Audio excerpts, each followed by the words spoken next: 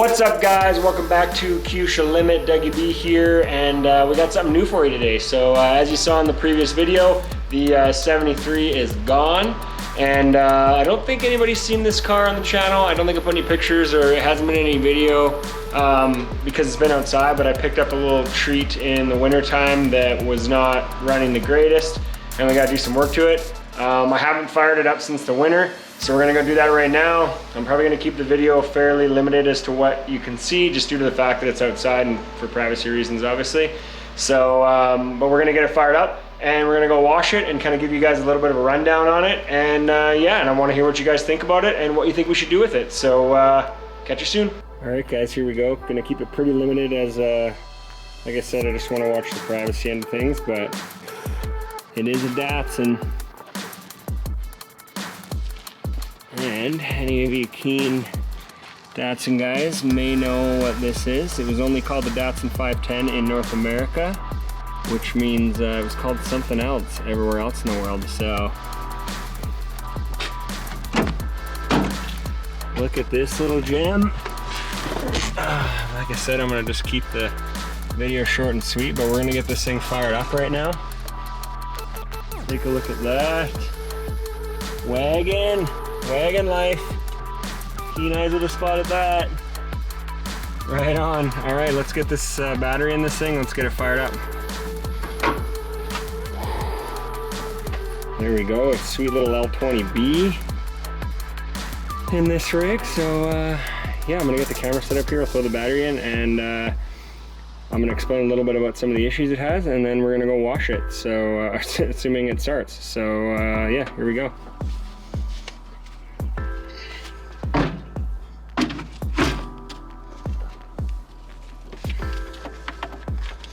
Not even going to tighten these down because we're just going to the car wash, and I want to show you guys something. So somebody has installed a aftermarket fuel pump, not running the stock mechanical anymore, an electric one. And when I got the car in the winter, it wasn't starting, and it turned out it's something going on with the relay in here that they've wired into an ignition source. So I have the fuel pump on a manual lead right now. This is obviously super ghetto, but it's the best way to do it for right now until I can get it in the garage, which we will do once the 73 is gone. All right, so just an old school little mount there, and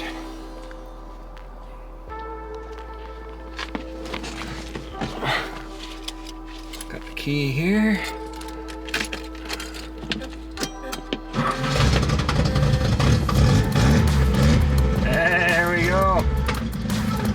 Look at that, fired right up. Unfortunately, this is a slush box, but that's what I want to see what you guys think. If you think this thing's cool enough, I'm thinking about maybe throwing a manual in it. So yeah, let's take this rig to the car wash and get it cleaned up, because it is filthy from sitting here in the winter.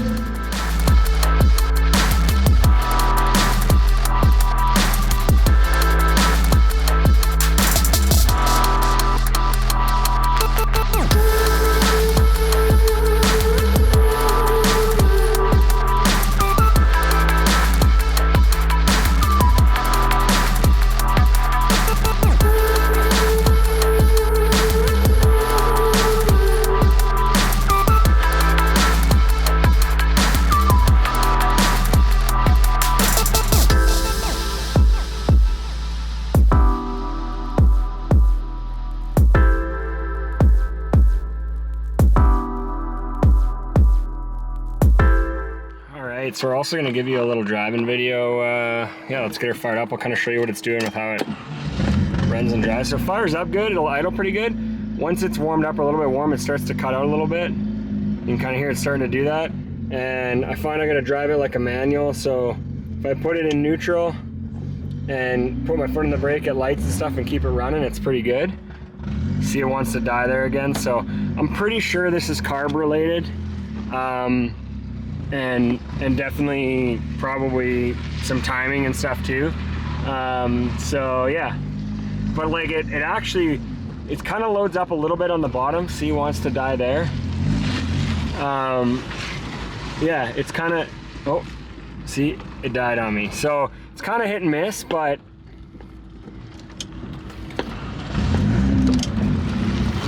One-handed, doing this one-handed is interesting. Oh, see, downshifted did pretty good there. Yeah, like it clips along. It's the exhaust has got some leaks that I want to fix. But like, man, this thing just bombs along. It's super fun. It's got tons of room in the back. You know, it's lowered quite a bit. It's still solid axle in the rear, keep in mind. And it rides not bad. It might sound bad on camera. It's definitely not, I mean, you know, 70s, 80s cars didn't have a lot of insulation in them. But like overall, the rear rubs a tiny bit. Yeah, it's actually a really good height for just bombing around. So I'm pretty happy. So drop it into neutral and we're just gonna keep it running. And this is kind of how I'm driving. I'm just driving it like a manual and no RPM gauge, so not sure what's going on there, but it says it has 71,000 K on it, probably wrapped around. However, the person I got it from said they bought it from the original owner. Once again, don't know if that's true. Either way though, the interior's in like really good shape. The radio works, all that stuff. And then I just drop it into drive and drive it like that. So yeah, it's sick.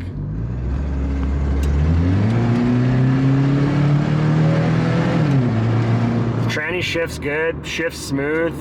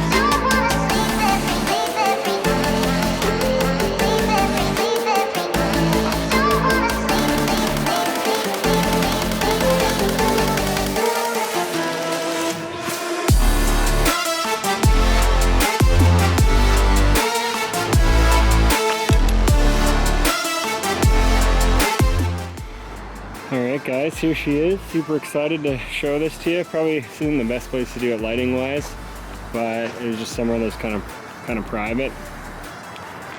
This is the rig. It is a 1978 Datsun 510 Wagon.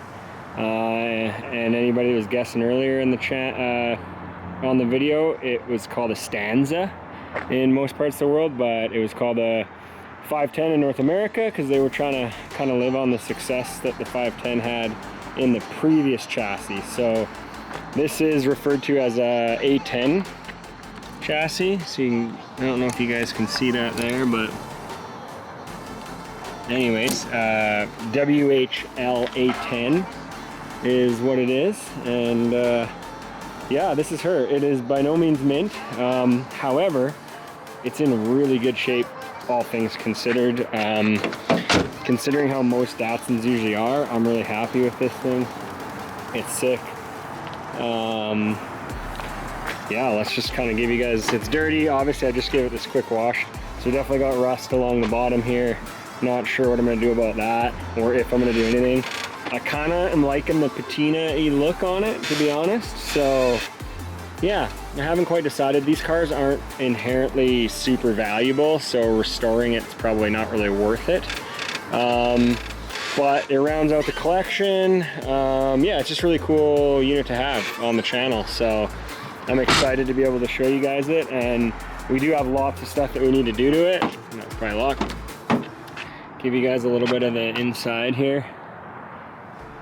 Fun tip for any of those Datsun guys that don't know, those center vents are actually the same center vents that are on my Ken Miri. So that's pretty cool.